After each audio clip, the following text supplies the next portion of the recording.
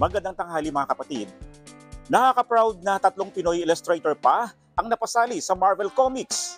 Kabilang na nga riyan ang Olongapo-based artist na si Von Randal na siyang guguhit sa karakter ni Spider-Gwen sa comics na Spider-Gwen, The Ghost Spider. Kayo mga kapatid, ano-anong moments mo pasasabi na isa kang proud Pinoy? Samahan niyo ako at magtatanong tayo dito.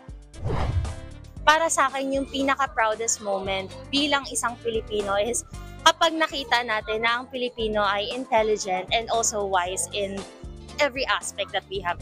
Halimbawa po, sumasali nga po sa isang contest yung isang Pilipino. Manalo, matalo po, nandun po yung suporta ng buong Pilipinas.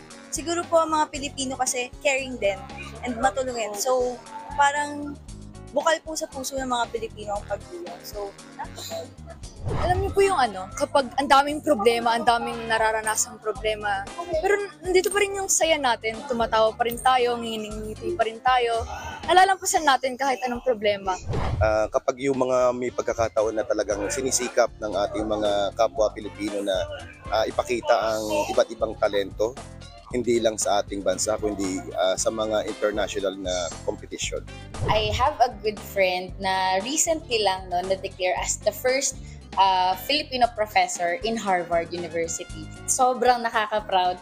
Hindi lang siya doon nag-aaral, but she's teaching and she's sharing the rich culture of the Filipino nation.